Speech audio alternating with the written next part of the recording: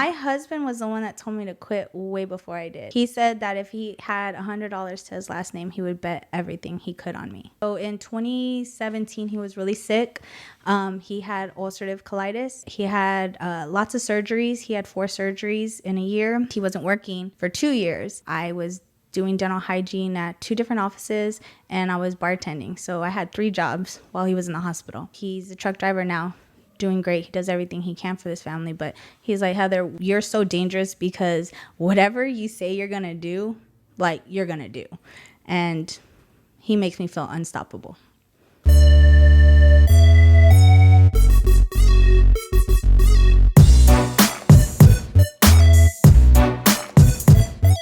What's up, Savage Boss Babes and Dudes? It's Diana once again in the Savage Studio with another episode of the Savage Podcast. And today I'm so happy to be able to share the chair with none other than Heather Cortez. If you haven't heard of her, you're going to hear about her. You've probably already seen her on social media. I mean, she's only gone viral on TikTok. She's Queen of the Mouth. And today she's here with us to share her story of entrepreneurship, being a small business owner, and I'm super excited to get to know all the nitty gritty stuff that goes behind the scenes that people don't really get to see on social media.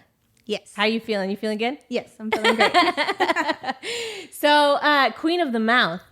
Yes, Tell ma'am. us about how we came about to become Queen of the Mouth.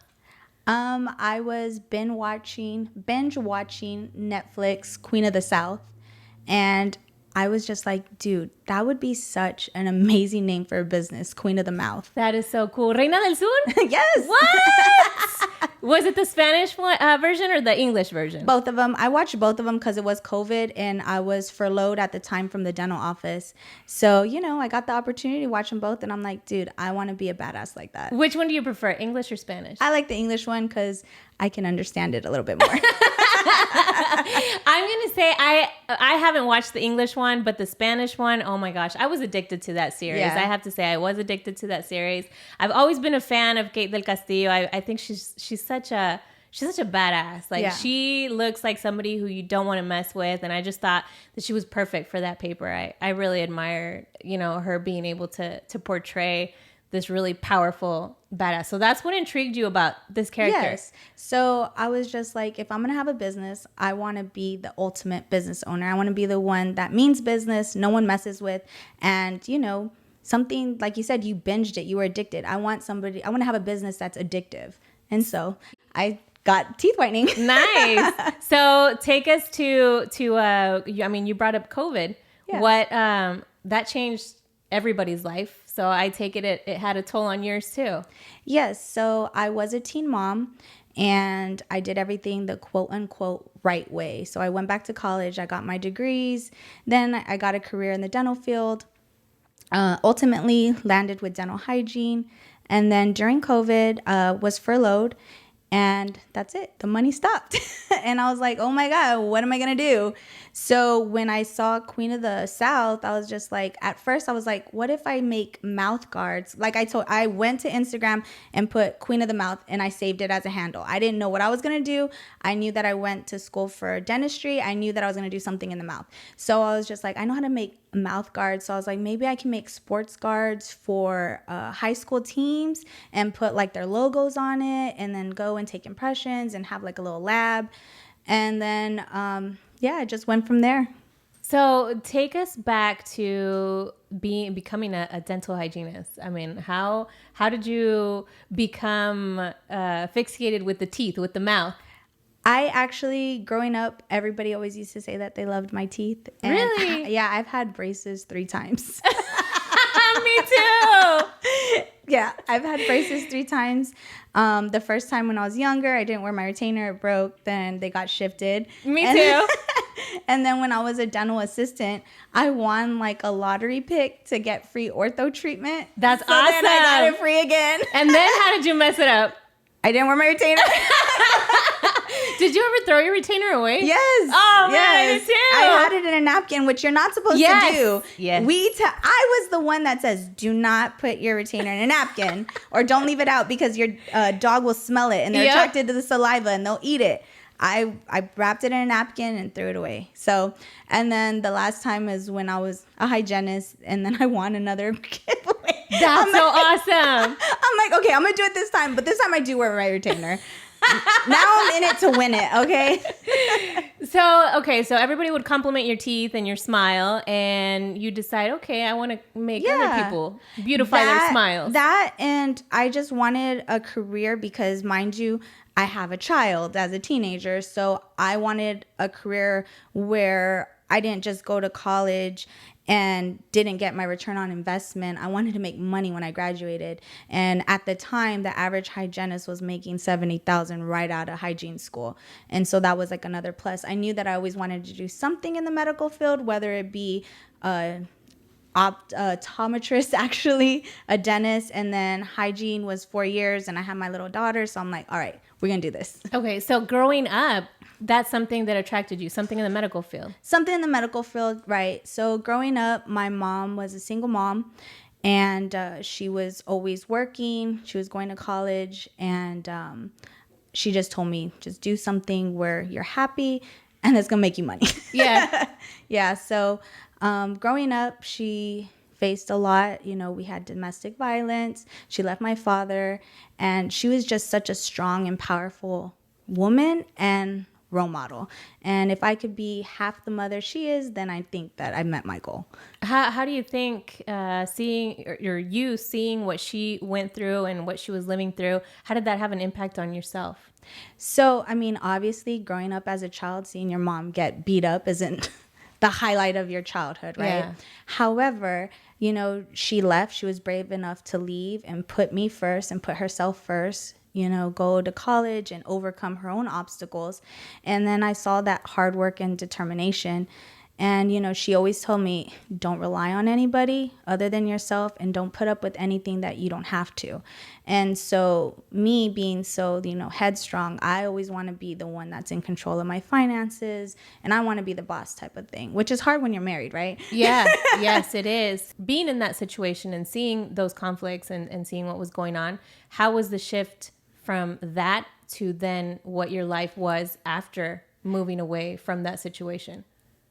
It was pretty easy. I don't know. I just never really focused on it. And I was just happy that my mom left. I know. Is that something that you wanted? You wanted her to leave? Yes, of course. You know, you don't want your mom crying, upset.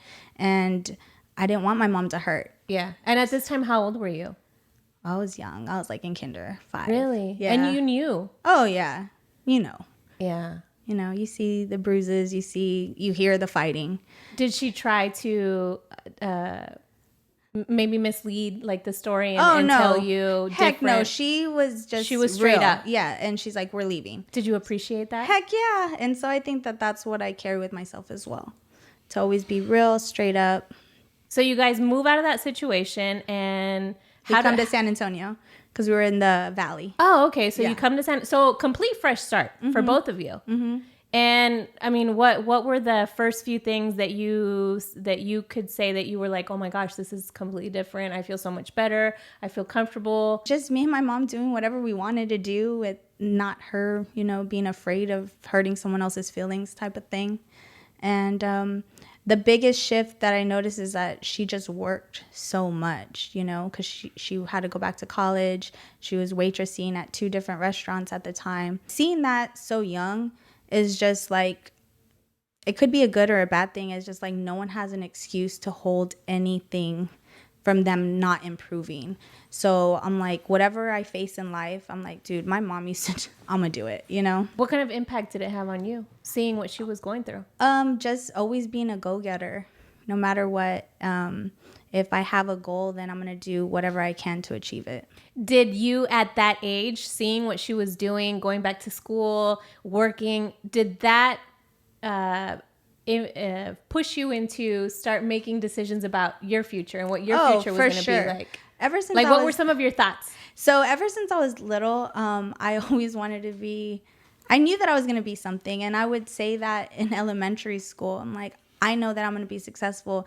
And little kids would like laugh at me. Like, what are you talking about? You know, we lived in an area at the time where a lot of people were on Medicaid, welfare, food stamps. So somebody saying, oh, I'm going to be a doctor, I'm going to be a lawyer, I know I'm going to have my own business. It was Everybody laughed. Yes. Like, no one took me serious. So, I mean, it is what it is. So I guess one of the things that probably gave you a thick skin, as they say, was to not worry about what people have to say or think. Yeah, girl, because back then I was severely overweight too, so I got picked on all the time. Really? Yes, I was so huge. Now this happened when you moved over here to San Antonio. Mm-hmm, I gained a lot of weight. And do you think it was part of what you were going through? Maybe like a coping mechanism, because I could not get full when I was little. I would just eat and eat and eat and eat and eat. Okay. So, do you feel like you still had those feelings of maybe anxiety or worry probably. Yeah, probably. I mean, it's hard, right? To even as an adult, I suffer from anxiety, and as much as somebody can tell me, oh, you just need to relax, or oh, just don't think about it too much, and it's like, but how? You know, like, how do I tell my brain not to do that? Because I don't want to be anxious, but I just feel like that. So how do I change it? They say to get some hobbies. So, I don't know. I guess having the business, it helps me because I don't feel like it's stressful. I actually want to go to work. Mm-hmm. I actually enjoy working, like as soon as I open my eyes to as soon as I close my eyes. So it's not like work. And that actually does help with my anxiety. Yeah. Just like the different strategic things that I need to do, having a plan for the day. I enjoy it. Organization. Yeah. So you've already saved the Instagram handle. Queen of the Mouth is yours. Nobody's going to take that. No one's going to take it. You don't even know what you're going to do, but nobody's going to take it. Facts. And then, so you start brainstorming of ideas of what you're going to be able to create. Correct. So we think about mouth guards. Yeah. And then that is a no-go, or? Yeah, I'm like, do I really want to deal with all these little kids all day long? Like, I love children because, I mean, I got some of my own, but I'm like, And then I thought about, like, okay, what about the schools? Is it going to be hard to go in the schools because of, you know, everything that goes on? They're putting more restrictions on going to the schools. So then, I don't know, one day I was just like, teeth whitening. They have them in malls. Is it regulated? Can I do it? You know, what are the products? And then at the dental office, we used to charge $800 for it, and the results were mid at best. Mm-hmm. So I'm like, okay, I'm gonna change it. So I created an account with Patterson, which was one of the dental suppliers at the dental office. I created an account with them, and I ordered all of the dental materials that I needed to start. And I ordered from every company. I ordered Venus, Opalescent, Core, and then I even like Google teeth whitening and like the little different mom and pop teeth whitening I tried, and they all come in different percentages.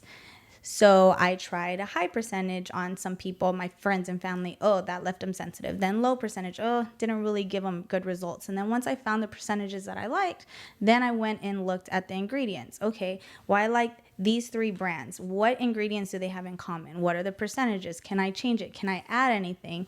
A lot of the misconception is teeth whitening causes sensitivity. Yeah. So in dental hygiene school, we learned that potassium nitrate helps with sensitivity, potassium.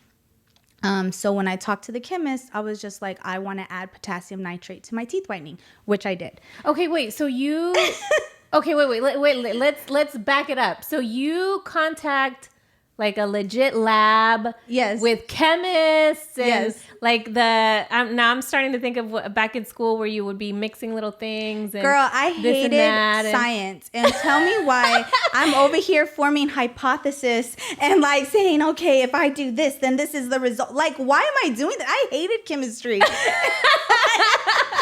And here you are.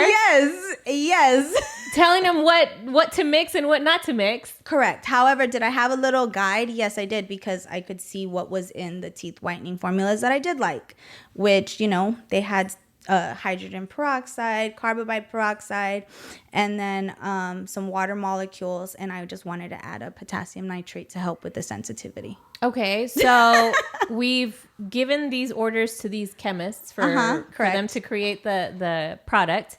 And so they start sending you samples, or how does that work? That you start using? Yes, they started sending me samples. And even at that, I've changed my formula about 7 times. Really? Yes. So That's like so I just awesome. launched my new one, the strawberry pin, my teeth whitening So what strawberry is the to-go difference pin. between that one and like the first one that you launched your business with? The first one that I did was a lower concentrate. It had higher water molecule. Okay. So I was just nervous launching a to-go whitening pin for consumers because I didn't want them to burn themselves. Okay. You know? So I'm like, okay, I'm going to add more water molecules so it's like less dangerous, quote unquote. And then I'm like, you know, I want the results to be better. So then let me alter it. Let me reduce some water molecules a little bit, add a little bit more hydrogen peroxide in it to get better results. And then this last time I added a flavor. So I added strawberry, and then I increased the hydrogen peroxide. I increased the potassium nitrate for sensitivity, and then reduced the water molecule. Okay, so they give you this. Take me back to the day that they give you this product, this very first product. Yes. So the product is ready. You've already tested it on people, right? Yes. So my guinea pigs, my best friends. So it's time to launch, right? Yes. By this time, I mean, what kind of research had you done? I was eat, sleep, breathe teeth whitening, like all over the house. It was a mess. My poor husband, my poor kids. I'm like, don't touch that. I need that paper. Like this area is off limits. Scribble. Oh, the whole area was off limits. Like I scribbled over here, scribbled over there. You know, it's like a mad scientist. Okay. At this point, then the dental office opens, and I go back to work.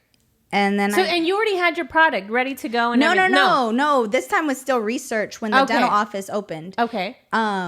So the dental office opened, and I was still doing research, you know, because it does take a lot of time. It was lots of trial and error. Actually, I didn't work on my first client until a year later. So you started. I did research for a whole year. And spent thousands of dollars on products just to test where I wanted to start. And I didn't start with my own. I actually started with Venus and Opalescence when I first started, which are dental brands. And that's what I started doing while I was still trying to perfect my formula. So when I went back to the dental office, it was interesting. Why did you go? Why did you? Because I needed a paycheck, girl. So then at this time, you still didn't feel sure about doing a whole business thing. No, it was scary because then I'm like, okay, here's your job. I have my security back. You know what I mean? I got my benefits back. Oh, I got my 401k. You got everything back that you crave, that you want. Yeah. For years? Yes. But then I know exactly what you mean. But then at the back of my head, I'm like, bro, it got taken away so fast. And I had no backup plan. Like, I don't ever want to be that vulnerable again. So I went back to the dental office, and I had discussed, my business ventures, and got mixed reviews, as in anything. It was actually a pivotal moment when we get back from COVID, and, all of the patients want to be seen. And because they hadn't been seen, 6 months, they're due for cleanings and exams. And we were working before, after, during our lunches, nonstop working. And the Cavitrons, which is that pick that with the water, we weren't allowed to use that because of the aerosol. So it was all hand scaled. I actually had bruises all on my arm, my hand, because we were just scaling everybody. And it was a lot of work. And my back hurt, my head hurt. I'm like, oh my God, this is crazy. Like, so I need to do something. Yes. I'm like, okay, no. You're like, this is not me. This is not me. That's not me. And then I thought back of Queen of the South. She started at the bottom. Yeah. And then she rose up to the top. So I'm like, that's going to be me. So I started. What happens? Well, I still stayed in the dental office a whole nother 7 months, because when I did start doing whitening at my house, I was still working at the dental office. So I was probably averaging about 80 to 90 hour work weeks. Wow. Yeah. Did your coworkers know what you were doing at home? Mm-hmm. And like you said, I mean, they give you mixed reviews, but did you feel like they changed towards you? Like, yes, but girl, I have like an amazing gift of not caring what anybody thinks.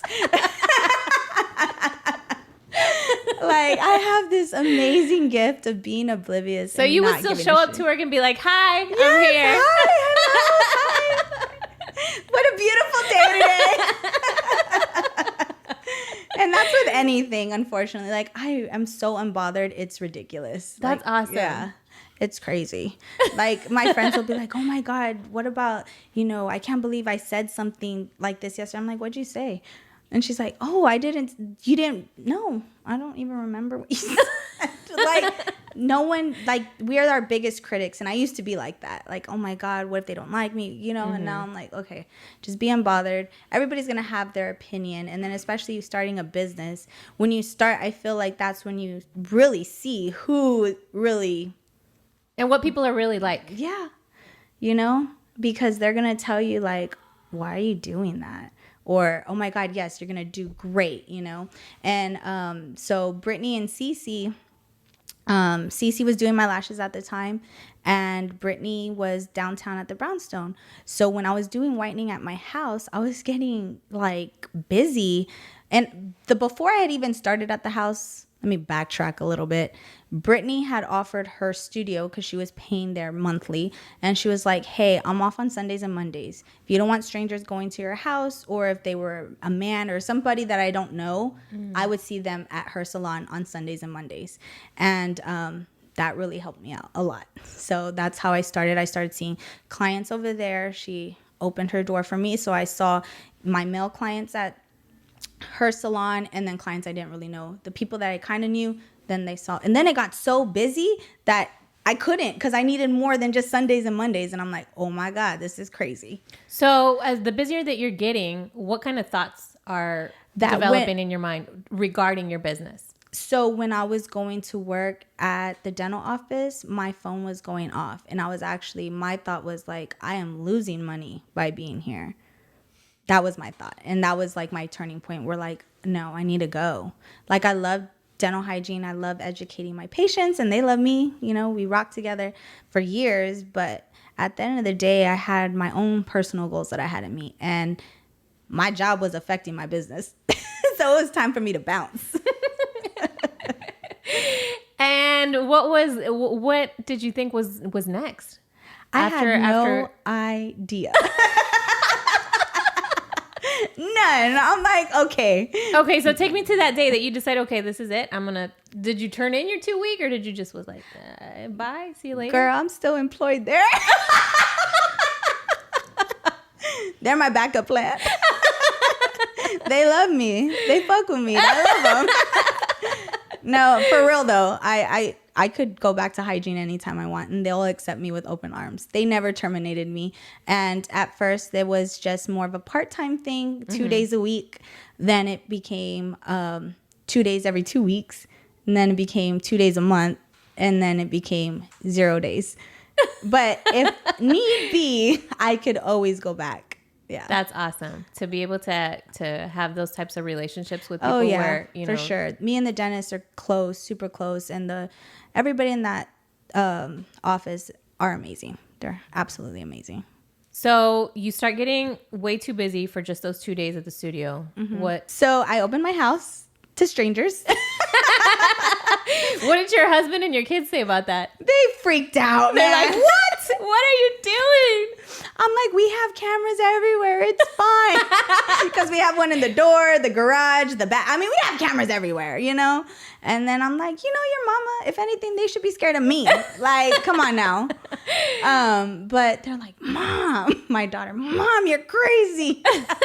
My husband's like, what are you doing? But they had nothing to say when I was taking them out to eat and buying them whatever they wanted. So, at this point, I'm like, okay, something's got to give. Like, I need a place. Yeah. And Brittany and Cece were building CBXLA. And I was just like, you know what? I know I said that I was going to do this part-time. And I think I need a spot there. And they're like, oh, my God, yes, you're going to kill it. Do it, do it, do it. And I'm like, they always had my back since day one. My husband and my kids, my family, biggest supporters. And I feel like you said, what do you think about anybody else having any animosity or ill feelings against me? I mean, I have my best friends, my family supporting me.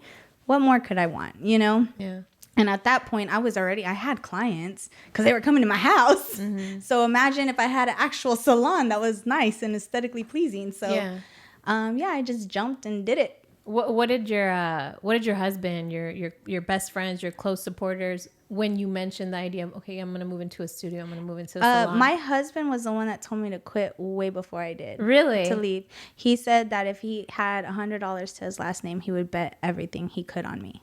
That's awesome. Yeah. So in 2017, he was really sick. He had ulcerative colitis, and he had lots of surgeries. He had 4 surgeries in a year, and he wasn't working for 2 years. And I was doing dental hygiene at 2 different offices, and I was bartending. So I had 3 jobs while he was in the hospital.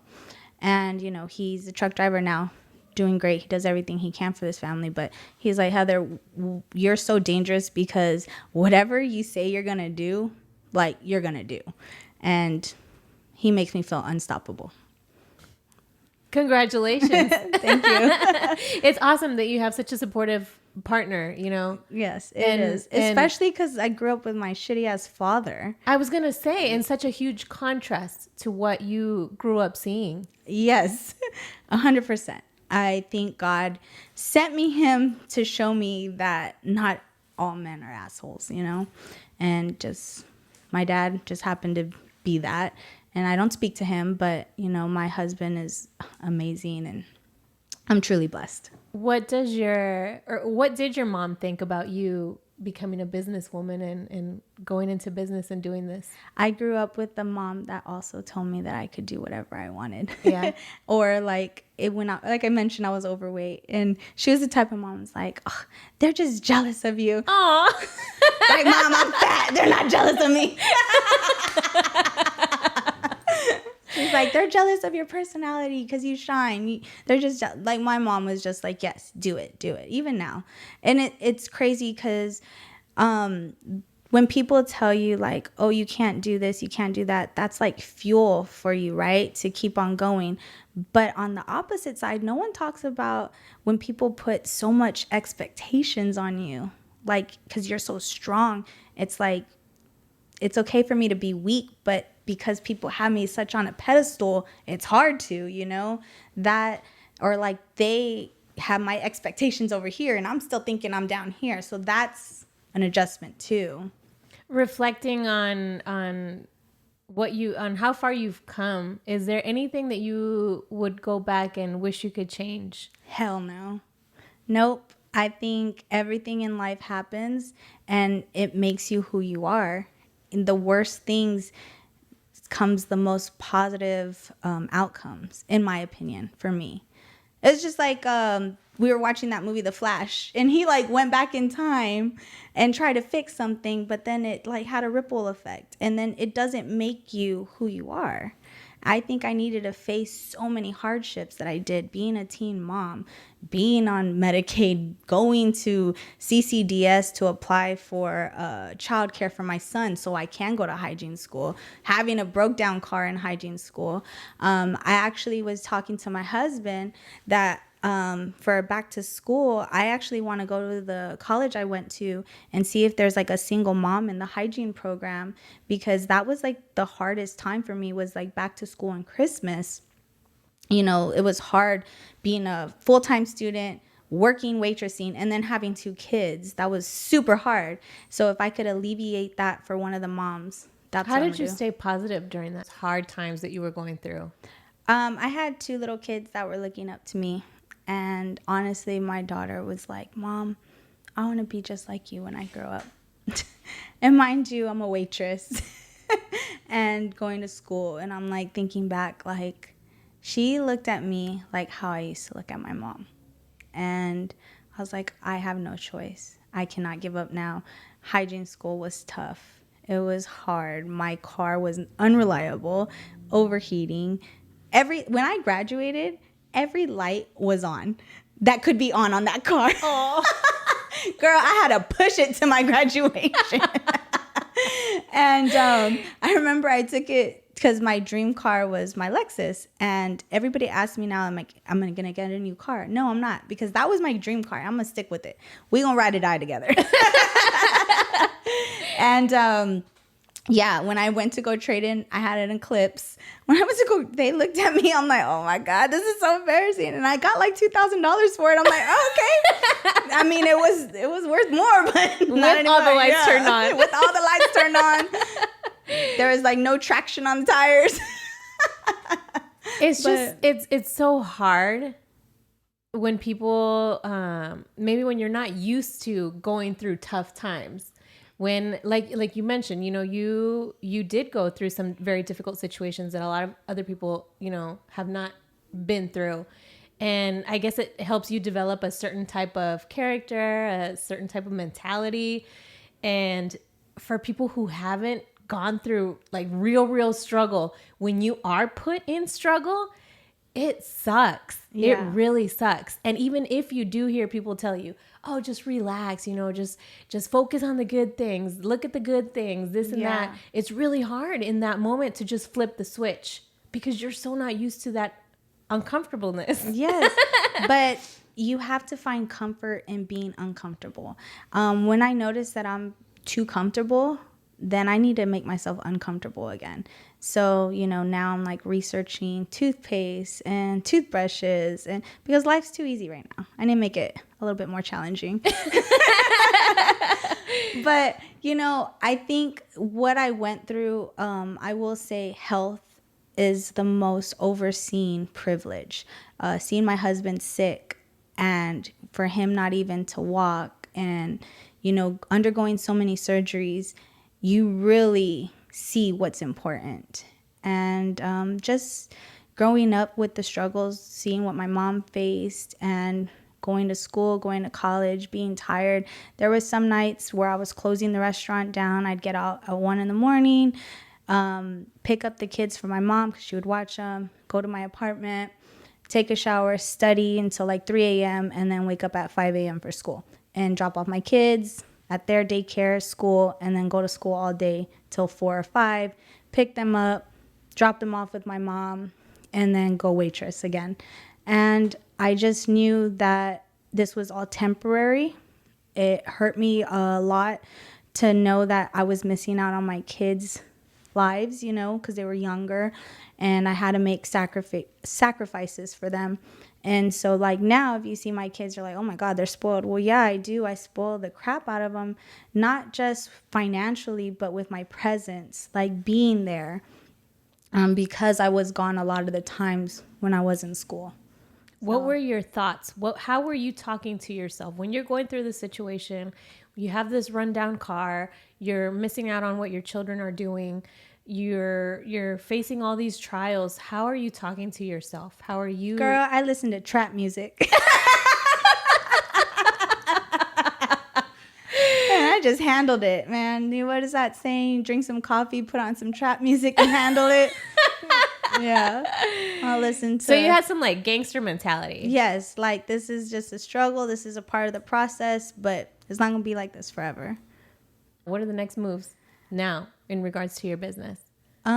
Because you say that you don't like to be comfortable. No. So what are we doing to make you uncomfortable now? That's the next goal, right? That's the next thing. Definitely venture out different products, grow my name in my business. And then actually I want to grow even more. Like, why stop at San Antonio, right? So I have went viral on TikTok a couple of times. What? Wait, what? What does that feel like, Heather? What does it feel like to go viral? Because I haven't gone viral yet. So what does it feel like? It's crazy.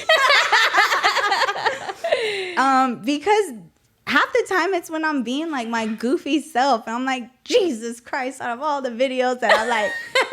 But I mean, it's my fault por pendeja because I post them all like half done up. And I'm like, that's the one that goes viral. Right. So if you want to go viral, look like shit. That's number one. Because that one will go viral for whatever reason.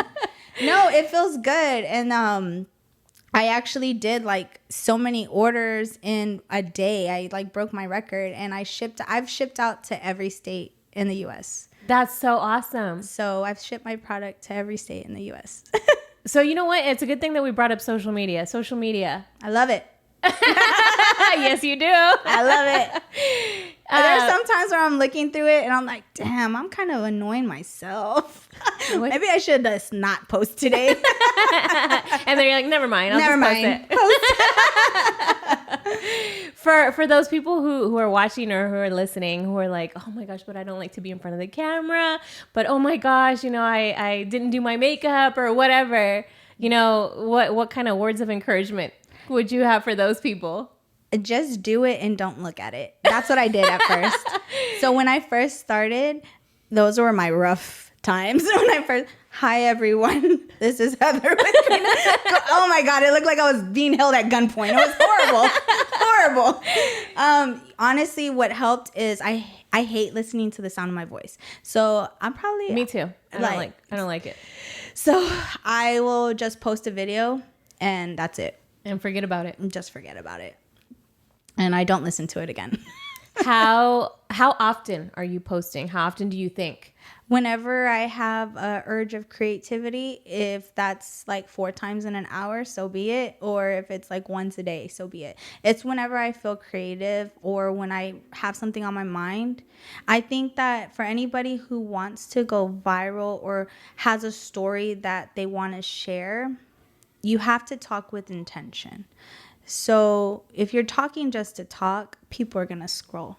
So I found that the videos that go viral are the ones of me talking with intention, talking about a story, a personal story, overcoming a challenge.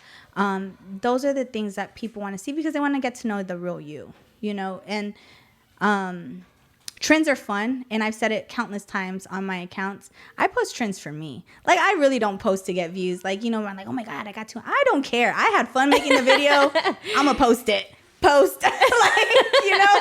It is what it is. I love it. It's just fun. It's an outlet. It's one of my outlets. So I know that before we even started recording, we were talking about you wanting to expand. Yeah. And going into bigger buildings or buildings around the city and stuff. And I know that there's other people who are probably listening to us, who are probably watching us and wanting to maybe they've already started their business. They're at that 1 year, 2 year point and they're like, you know what, I want to move bigger and but that can be super intimidating. It is.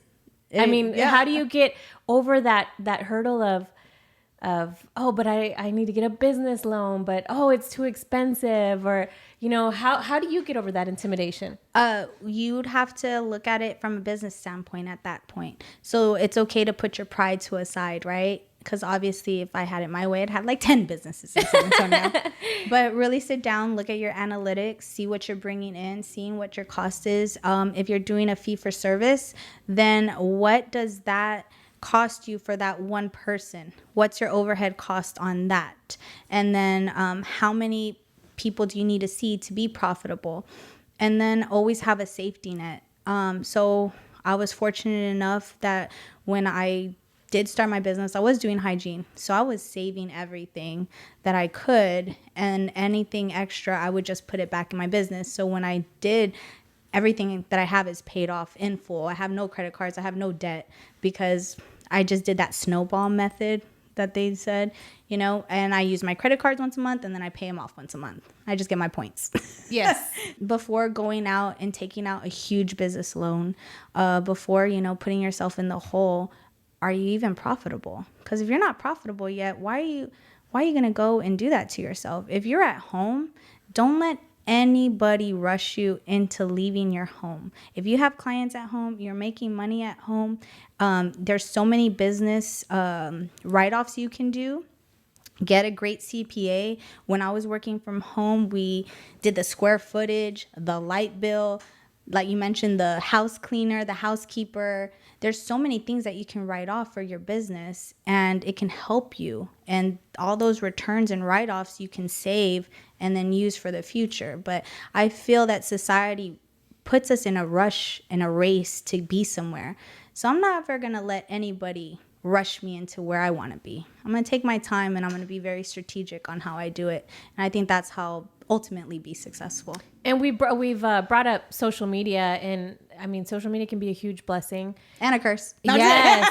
I was just going to say it's like a double-sworded sword because it brings attention and awareness to your brand, to your business, and it can be used in so many positive ways. But at the same time, you also mentioned the pressure. And I think one of the biggest pressures is opening up Instagram and looking at all the things that people are doing that maybe are not in your possibilities. And you're like, feeling, what do they call it? FOMO? Yeah. But I guess that you just have to change your perspective, right? So whenever you feel like that, just use that as motivation to future goals. Put your age aside, put the years of business aside, because I've only had 2 years. However, right out, I got my EIN number. I have my trademark. I got my LLC. I went from an LLC to an S Corp. I've done tons of research on how I knew that when I created this business, eventually it's going to be a business that everybody knows. So I wanted to do it the right way. And if you're not there yet, it's okay. You know your business. You know the amount of work you're putting into it. I'm putting my all in it. That's why I started from ground zero. I'm like, no, I need an LLC. I need my trademark. I don't want anyone else. No one else can use Queen of the Mouth. Only me. It's okay for people to be above you. Someone's always going to be above you. But as long as you know your own analytics, you're not bending over backwards. And for social media, half that stuff isn't real anyway, except for my pictures. Those are real. No, but you said like the negativity. So not everything is rainbows and butterflies. There are some dentists that do not like me, and some dental hygienists that, don't have nice things to say about me. But like I said, I'm so blind, I don't care. You're very gifted. You said that you were very gifted. Yeah, so apparently there's like a whole page on Facebook, and they're like, oh my God, she created her own teeth whitening gel, and she's taking all of our clients and our patients. First of all, if I'm affecting your business, then you need to reevaluate your own business. Like, there's something that you're not doing right. Correct. I mean, come on. I'm a small little business. Y'all are a big office. And I don't know who is in there or what. Just one of the dentists had told me that there was a group. I'm like, all right, cool. It is what it is. But at the end of the day, I have like 8 dentists that are my riders. We refer to each other. They help me out. They send me some of their patients because they get better results with me than at the dental office. So, Heather, thank you so much for being with us, for opening up about your story and all this valuable advice that you've been able to share. Because sometimes it's hard to find people who are open about sharing, about their business or about their life or stuff like that. But I think that, and I say it for myself too, we really do need more people who are willing to share and open up about struggles, challenges. Yes, it's nice to hear about all the wins and the gains and stuff like that, but it's nice to also hear about the challenges and the struggles, because maybe I'm going through that. I'm going through that exact thing that you already went through. And it's good to have an example such as yourself to be like, okay, maybe I'm in this situation right now, but in a year or two, I might be in a different situation similar to her. Yeah. And not even a year or two. It can happen overnight. You just have to be consistent. There you go. Keep posting those trendy videos on TikTok, on Instagram, on Facebook, on all the platforms. Right. Well, Facebook, I'm censored. I don't really post on Facebook. Oh, okay. Well, it's all about Instagram nowadays anyways. Yeah. What are your social media handles so we can look you up and follow you? It's just Queen of the Mouth. On Instagram, all of them. On TikTok, on everything. Everything. Except Facebook. Facebook is Queen of the Mouth too. Oh, okay. Yeah. So I was blessed. You came to my event with Sherry the Barber when I know. I'm crazy. That was awesome. So I actually had different handles on all of my accounts, and she's like, what are you doing, bro? You don't do it like that. I'm like, oh shoot, my bad. Okay, let me change that. So she actually taught me a lot. And she taught me a lot.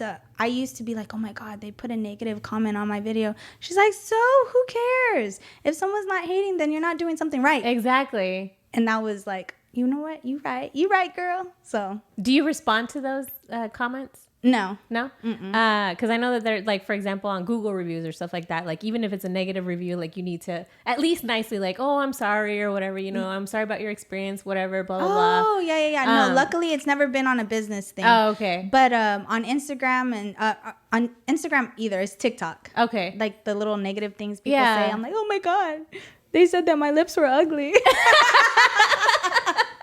Or like, you have migration on your lips, or your lashes need to get filled, or like, girl. Yeah, people can be so. Or like, your Botox is wearing off. We can see your lines. I'm like, oh my God, is it? Let me call. I'm like, shit, let me put a filter on. Once again, Heather, thank you so much for being here. Thank you for opening up, sharing your story. I'm so glad that you were able to be here with us. And thank you for listening. Thank you for watching. Please subscribe and remember to share the episode.